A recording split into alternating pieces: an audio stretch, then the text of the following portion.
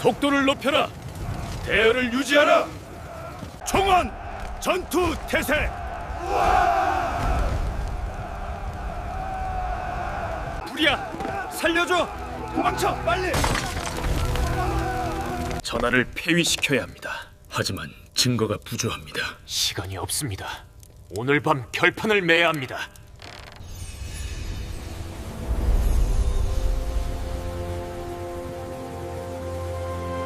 하자는 계집이라 조롱해도 좋았습니다. 보잘것없는 중인의 딸이라 손가락질해도 괜찮았습니다. 허나 제 혈육의 가치를 부정하는 말만은. 이런 상황이 벌어진 데에는 아주 충격적인 이유가 있었습니다.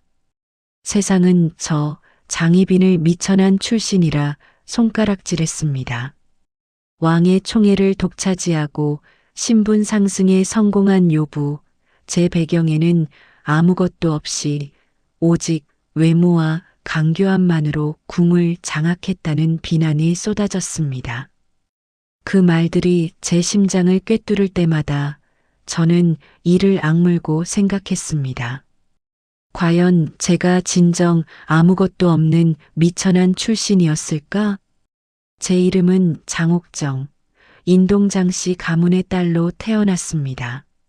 사람들은 종종 중인이라는 신분에 갇혀 저를 평가했지만 제가 나고 자란 집안은 일반적인 중인과는 사뭇 달랐습니다. 증조부께서 역관의 길을 걸으신 이래 할아버지 장응인과 아버지 장영까지 대대로 통역을 맡아왔던 역관 가문. 단지 외국어에 능한 것만으로 그쳤다면 아마 저의 운명은 지금과는 많이 달랐을 것입니다. 역관은 그저 말만 옮기는 자들이 아니었습니다. 그들은 조선과 청나라를 오가며 국경을 넘나드는 무역의 최전선에 서 있었습니다. 귀한 비단과 약재, 진귀한 물건들을 오고 가며 상상조차 할 수 없는 막대한 부를 축적했습니다. 저희 집안은 단순히 부유한 것을 넘어 시대의 흐름을 읽고 기회를 포착하는 능력이 뛰어났습니다. 외국과의 교류를 통해 얻는 정보는 때로는 조정 대신들보다도 값진 것이었지요. 저는 그런 가풍 속에서 자랐고 제가 보고 배운 세상은 결코 좁거나 보잘것없는 곳이 아니었습니다. 드넓은 중국 대륙의 소식과 조선 내부의 복잡한 정세를 함께 들여다볼 수 있는 비범한 시야를 가질 수 있는 환경이었습니다. 특히 제 큰종 숙부, 아버지의 사촌이신 장현 어르신은 당시 조선 팔도에서 그 재력을 따라올 자가 없다고 회자되던 분이셨습니다. 청나라와의 독점적인 무역을 통해 쌓아 올린 그의 부는 감히 가늠조차 할 수 없을 정도였습니다. 그 재력은 단순한 돈을 넘어 권력이었고 장현 어르신은 그 재력으로 왕실의 물품을 대고 세도가들과 깊은 연대를 맺었습니다. 조정의 핵심 실세, 특히 당시 득세하던 남인 세력과 긴밀하게 교류하며 보이지 않는 영향력을 행사하고 계셨지요. 제가 어린 시절 어르신들의 대화 속에서 그의 이름이 오르내릴 때마다 저는 그 존재감을 똑똑히 느낄 수 있었습니다. 단순히 재산이 많다는 것을 넘어 그것이 낳는 파급력, 사람들의 마음을 움직이고 조정의 판도를 뒤흔들 수 있는 힘을 어렴풋이 짐작할 수 있었지요.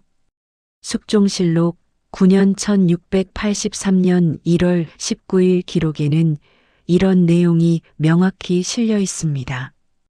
장현은 그의 아비형의 사촌이다. 장현이 재산이 많아 국중에 권세 있는 사람들과 교유하여 은혜를 널리 베풀고 그 기록은 제 큰종 숙부의 위세를 단 한 줄로도 생생하게 그려내고 있었습니다. 비록 제가 직접 모든 정치적 거래 현장에 있었던 것은 아니었으나 제 주위의 공기는 언제나 권력과 돈 그리고 그 뒤에 숨겨진 야망으로 가득 차 있었습니다. 사람들은 저를 중인 출신이라 깎아내리려 했지만 그들은 정작 저희 가문이 가진 진짜 힘을 알지 못했습니다. 미천함이라뇨? 저희는 그 어떤 양반과 못지않은 재력과 정보력, 그리고 그것을 바탕으로 한 정치적 영향력을 지닌 집안이었습니다. 저의 입궁은 단순한 궁녀 한 명의 등장이 아니었습니다. 그것은 거대한 재력과 정치적 야망이 깃든 시대의 흐름이 만들어낸 하나의 사건이었음을 저는 어렴풋이 짐작하고 있었습니다. 저는 이곳에서 저를 둘러싼 모든 편견을 깨부수고 저의 존재 가치를 증명해 보일 작정이었습니다. 제 삶은 가문의 명예이자 거대한 정치적 흐름의 한 부분이었습니다. 명성왕후께서는 저를 눈엣 가시처럼 여기셨습니다. 감히 중인 출신인 제가 전하의 총애를 받는 것을 용납하실 수 없었던 것이지요. 결국 저는 왕후 마마의 강력한 반대로 한때 궁 밖으로 쫓겨나야만 했습니다. 그 시간은 제게 깊은 좌절과 함께 어쩌면 이제 모든 것이 끝난 것이 아닐까 하는 불안감을 안겨주었습니다. 궁 밖의 찬 바람은 제게 더 이상 물러설 곳이 없다는 냉혹한 현실을 끊임없이 상기시켰습니다. 허나 하늘은 제게 또 다른 기회를 주셨습니다. 명성왕후께서 승하하시자 전하께서는 지체 없이 저를 다시 궁으로 불러들이셨습니다. 그 부름은 제게 단순한 재회가 아니었습니다. 그것은 제 운명을 송두리째 바꿀, 어쩌면 제 평생에 단 한 번뿐인 기회였지요. 저는 다시 궁으로 돌아와 전하의 지극한 총애를 한 몸에 받았습니다. 수건에서 소위를 거쳐 마침내 정일품 빈의 자리에까지 오를 수 있었습니다. 제 마음 속에는 전하에 대한 깊은 연모의 정과 함께 이제는 그 누구도 흔들 수 없는 저의 자리를 만들겠다는 굳은 결심이 자리하고 있었습니다.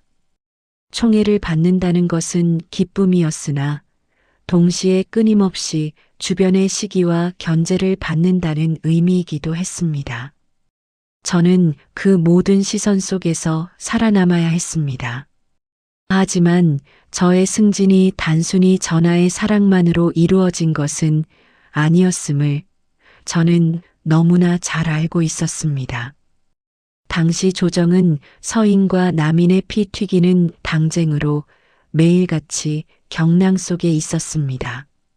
전하께서는 왕권 강화를 위해 이 두 붕당을 번갈아 이용하는 황국 정치를 펼치고 계셨지요. 인현왕후 마마와 그 친정인 서인 세력은 긴밀하게 연결되어 있었고 저의 친가인 인동장 씨는 지난 챕터에서 말씀드렸듯이 남인 세력과 깊은 관계를 맺고 있었습니다. 저는 어쩌면 저도 모르는 사이에 거대한 정치의 흐름 속에 놓여 있던 것이지요. 제가 마침내 아들을 낳았을 때 제 심장은 기쁨과 함께 알 수 없는 불안감으로 요동쳤습니다. 이 아이가 과연 안전할 수 있을까? 이 아이에게도 저와 같은 불확실한 운명이 강요될까 하는 걱정이었습니다. 전하께서는 이 아이를 원자로 책봉하려 하셨습니다. 하지만 당시 집권 세력이었던 서인들은 인현왕후 마마께서 아직 젊으시니 기다려야 한다며 강력히 반대했습니다. 그들의 반대 속에서 제 아들의 미래가 위태로워지는 것을 저는 견딜 수 없었습니다. 제 아이를 지키기 위해서라면 무엇이든 해야 했습니다. 전하께서는 이들의 반대를 빌미로 서인들을 대거 축출하고 남인들을 등용하는 기사왕국을 단행하셨습니다. 원자 정오를 반대하는 자들을 파직하고 유배를 보내라.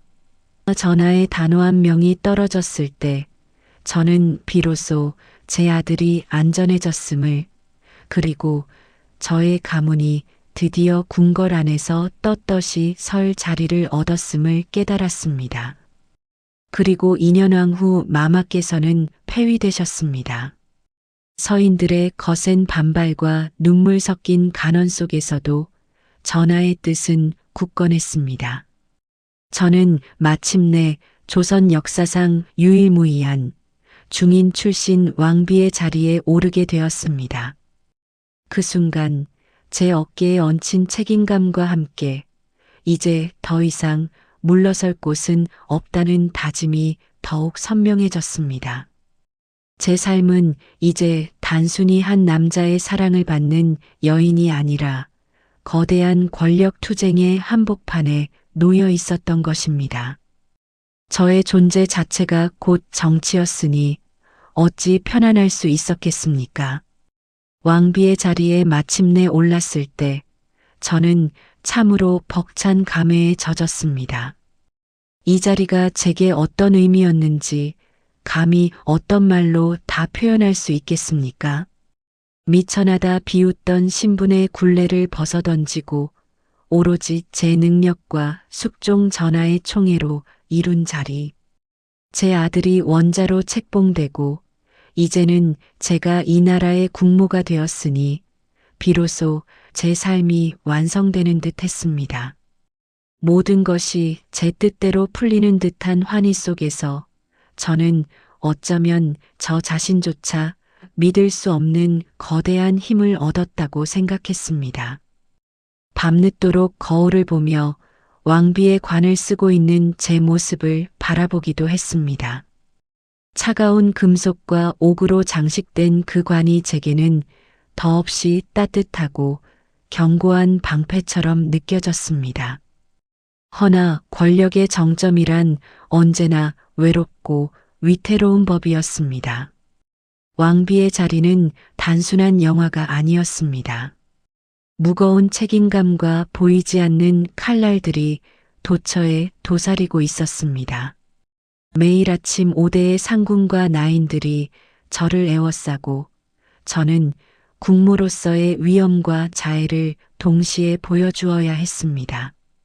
실수를 용납하지 않는 살얼음판 같은 궁중의 삶. 제 한 걸음 한마디에 수많은 이들의 운명이 걸려 있음을 피부로 느꼈습니다. 특히나 제 아들, 세자의 지위를 확고히 하는 것은 제 삶의 가장 큰 목표가 되었습니다.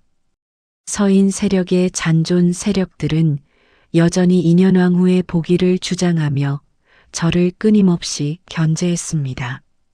그들의 시선은 언제나 저를 감시하고 평가했습니다.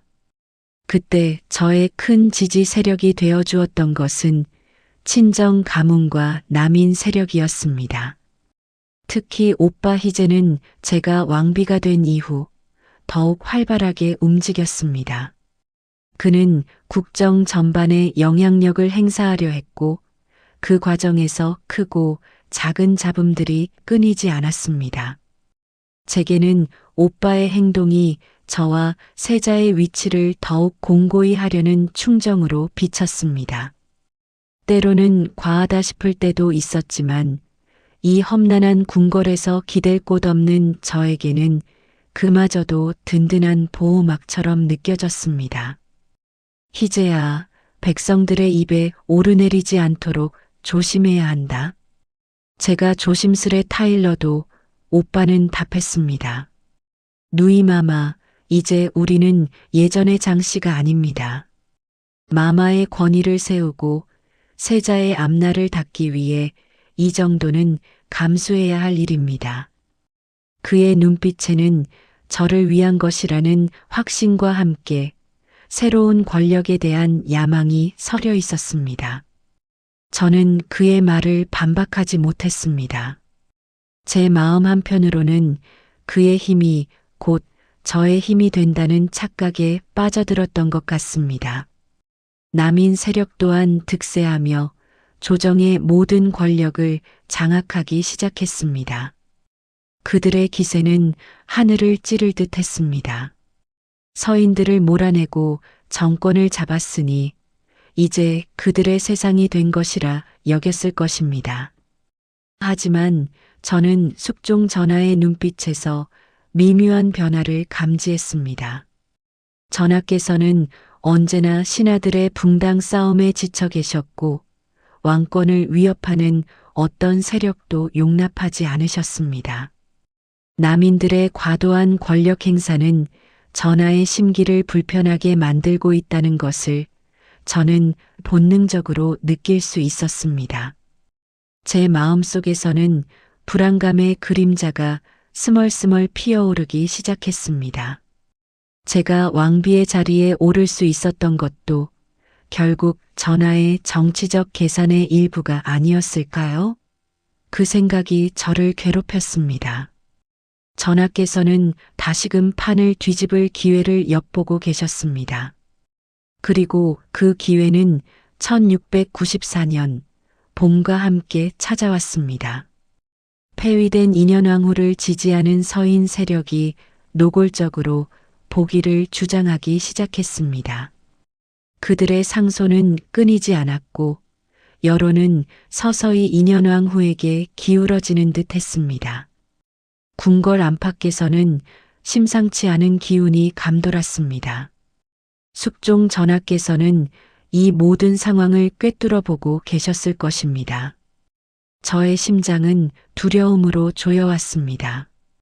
어느 날 밤 전하께서는 싸늘한 목소리로 신하들에게 명하셨습니다. 장씨를 희빈으로 강등하고 민씨를 다시 왕비로 삼는다. 그 한마디는 제 삶의 모든 것을 산산조각 내는 천둥소리 같았습니다. 제가 그토록 어렵게 올라섰던 왕비의 자리가 이토록 허망하게 무너져 내릴 수 있다는 사실이 믿기지 않았습니다. 충격과 배신감, 그리고 이루 말할 수 없는 절망감에 저는 그 자리에서 주저앉을 수밖에 없었습니다. 남인 세력은 하루아침에 숙청당했고 저의 오빠를 비롯한 친인척들 또한 비참한 최후를 맞았습니다. 권력의 칼날은 제가 왕비가 되었을 때의 환희만큼이나 차갑고 잔인하게 제게 되돌아왔습니다. 저는 다시금 희빈의 신분으로 강등되었고 인현왕후가 돌아오는 모습을 그저 지켜볼 수밖에 없었습니다. 한때 천하를 얻은 듯 했지만 결국 저는 거대한 정치의 소용돌이 속에서 이용당하고 버려진 하나의 말에 불과했던 것입니다. 제 아들 세자의 앞날은 또 어떻게 될까요? 그 생각은 제 심장을 더욱 옥죄었습니다. 왕비의 자리에서 희빈으로 한순간에 나락으로 떨어진 그녀에게 남은 것은 무엇이었을까요?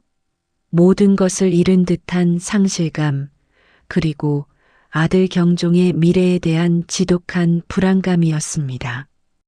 권력의 정점에서 밀려난 자의 공포는 실로 뼈저린 것이었을 겁니다.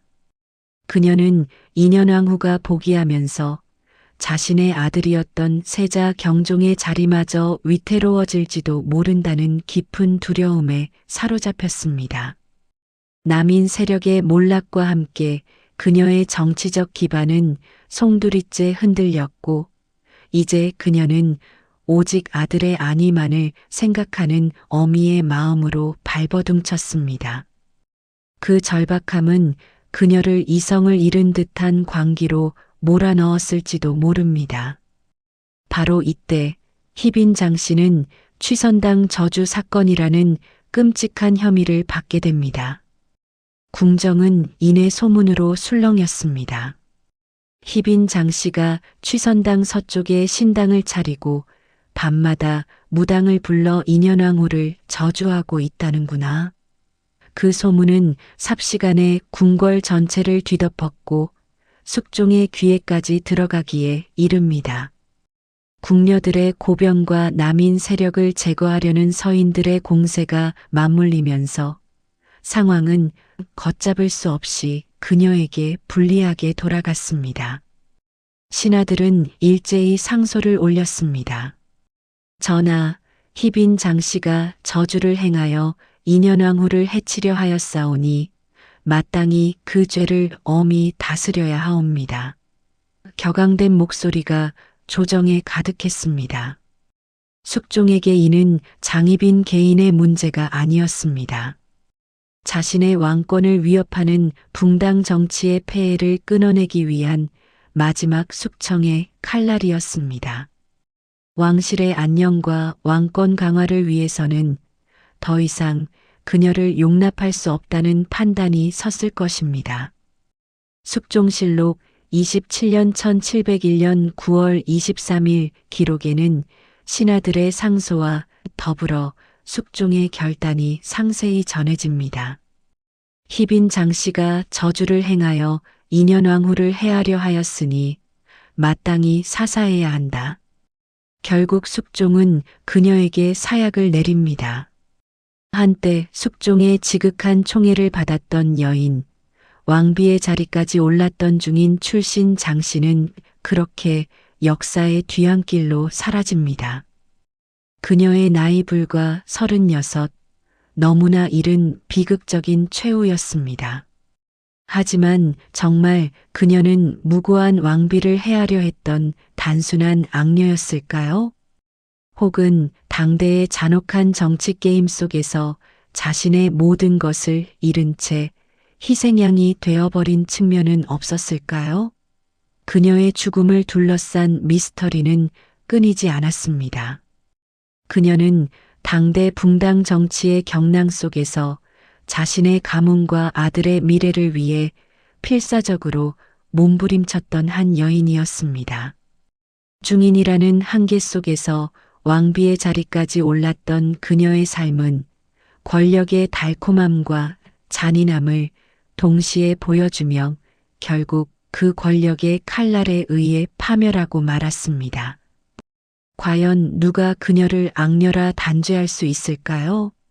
그녀의 선택은 시대가 강요한 것이었으며 어쩌면 그녀는 격동의 시대가 만들어낸 비극적인 영웅이었는지도 모릅니다.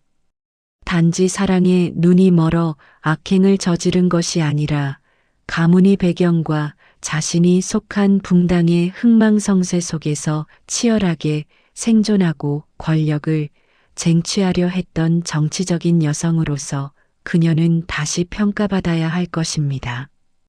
그녀의 생은 단순한 궁중 로맨스가 아닌 시대의 어두운 그림자가 드리운 처절한 투쟁이자 생존기였습니다. 그녀의 마지막 순간 과연 어떤 마음이었을지 우리는 쉬이 헤아릴 수 없을 것입니다. 희빈 장씨의 삶은 조선 왕실 역사상 가장 파란만장한 드라마 중 하나로 기억됩니다. 그녀는 중인 출신이라는 신분적 한계를 뛰어넘어 왕비의 자리에까지 올랐고 아들을 낳아 왕세자로 만들며 가문의 영광을 드높였습니다. 하지만 동시에 그녀는 붕당 정치의 한복판에서 권력의 칼날에 희생된 비극적인 인물이기도 했습니다. 드라마 속 악녀라는 단편적인 이미지 뒤에는 자신의 모든 것을 걸고 운명에 맞섰던 한 인간의 치열한 삶이 숨어 있다고 생각합니다. 그녀의 삶은 신분 사회의 한계와 여성에게 부여된 제약 속에서도 권력을 향한 뜨거운 욕망과 생존 본능을 보여주었을 것입니다. 저희는 희빈 장씨의 이야기가 오늘날 우리에게도 많은 질문을 던진다고 봅니다. 역사는 승자의 기록이며 과연 패자의 진실은 어디에서 찾아야 하는가 하는 것이죠. 또한 한 사람을 얼마나 다양한 시선으로 바라볼 수 있는지, 시대가 한 개인의 운명에 얼마나 큰 영향을 미치는지 깨닫게 하는 것 같습니다.